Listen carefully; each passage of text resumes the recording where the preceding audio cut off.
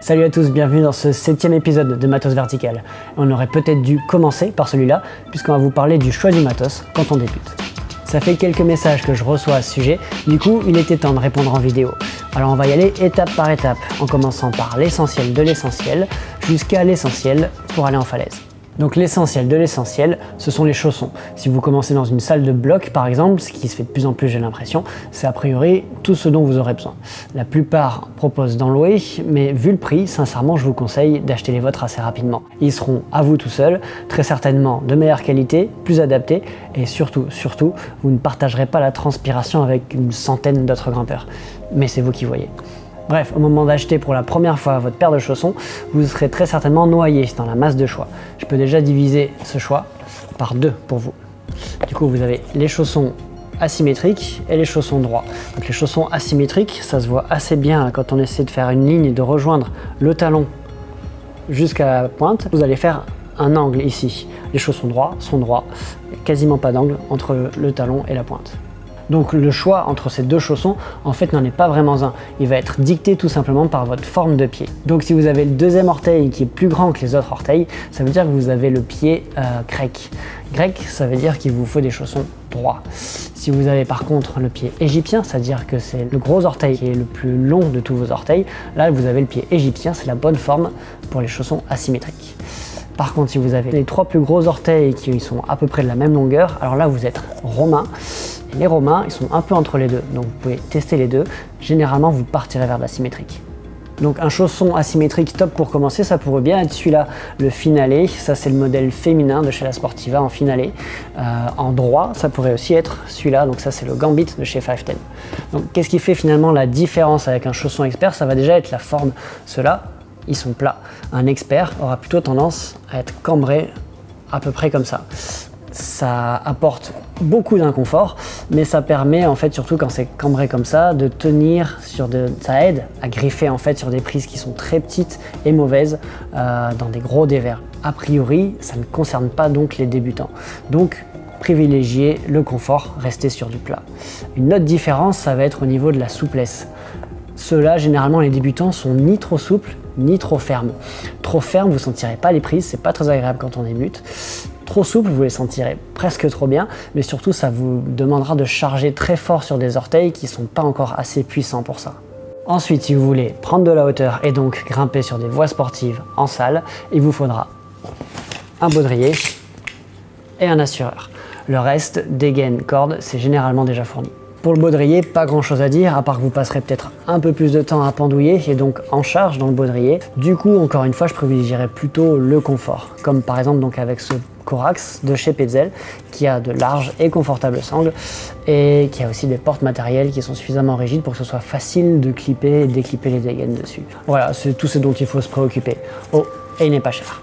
Ensuite, le système d'assurage. Le plus sûr, ça me semble, de partir sur un gris-gris, tout simplement parce que il va automatiquement bloquer la chute. Alors, Petzl refuse ce terme automatique et il parle clairement d'un système d'assistance de freinage et donc il considère qu'il faut l'utiliser comme tel. Dans les faits, concrètement, ça bloque automatiquement, ce qui est très rassurant quand on est débutant. Alors je dis pas qu'il faut pas tenir la corde, hein, c'est pas ça que je dis, mais oui, effectivement, c'est plus rassurant de commencer avec un gris-gris, je pense. Après, je pense que c'est bien de quand même rapidement s'habituer à maîtriser également un système non autobloquant. Je pense par exemple que c'est assez intéressant d'apprendre rapidement avec un ATC ou un Reverso ou tous les noms que leur donne leur fabricant. En tout cas, ce système à tube qui est le plus répandu, qui est très répandu et qui est pratiquement indispensable finalement quand vous partez en grande voie. Voilà, c'est à peu près tout pour l'escalade en salle, je pense. Maintenant, si vous voulez aller en extérieur, il faudra prévoir un petit peu plus de matos. Alors, une corde, bien sûr. Là encore, pas grand-chose à dire. Évidemment, ne partez pas sur une corde experte, très chère, ultra fine et donc difficile à maîtriser. Non, partez plutôt sur une corde d'environ 10 mm de diamètre. Ça durera longtemps, ça résistera bien au choc, aux chutes, à l'abrasion, sans avoir besoin d'une pléthore de technologie. En ce qui concerne la longueur, je partirai sur 70 mètres. Ça vous permet de faire des voies d'environ, pas d'environ, mais ça vous permet de faire des voies de 35 mètres maximum, ce qui convient vraiment très bien à la plupart des voies que vous rencontrerez. Ensuite, les dégaines.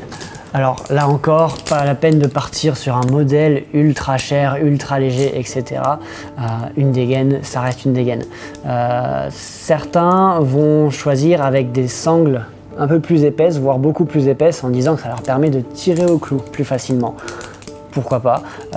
Moi j'ai vraiment l'habitude de les taquiner en disant que s'ils ont vraiment besoin de tirer au clou dans de bonnes conditions aussi souvent, autant faire de l'artif. C'est que mon avis.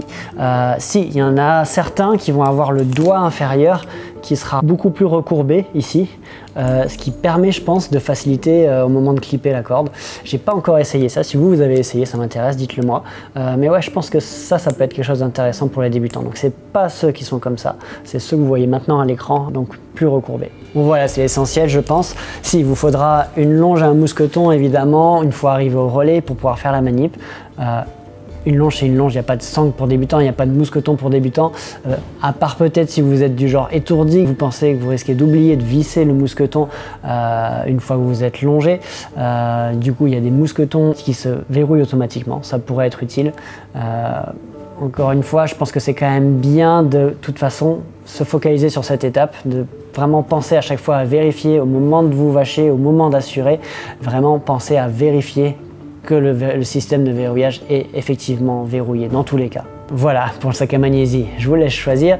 Si enfin pour les crash pads, je ne considère pas qu'il y ait un crash pad pour débutants, que vous soyez bon ou mauvais, vous allez tomber et vous aurez besoin d'un crash pad adapté. Ça c'est encore une autre longue histoire, mais par chance on a déjà fait un épisode là-dessus. Bon, reste plus qu'à vous lancer. Juste un dernier petit rappel en ce qui concerne le matériel de protection, donc ça veut dire corde, baudrier, dégaine, assureur, longe, casque. N'achetez pas d'occasion. Ok, ce sera moins cher, mais le problème c'est que vous ne savez pas ce qui leur est arrivé. Et c'est du matériel, je ne sais pas si vous avez vu les épisodes précédents qu'on a fait sur la vérification de matériel, mais c'est du matériel qui est vraiment sensible et qui est là pour protéger votre vie. Donc je parierais pas sur du matériel d'occasion si j'étais vous. Voilà, j'espère que cette vidéo vous aura été utile. J'ai mis en lien dans la description tout le matériel que je vous ai présenté. Et puis comme d'habitude, n'hésitez pas, visitez le shop et commentez. À bientôt.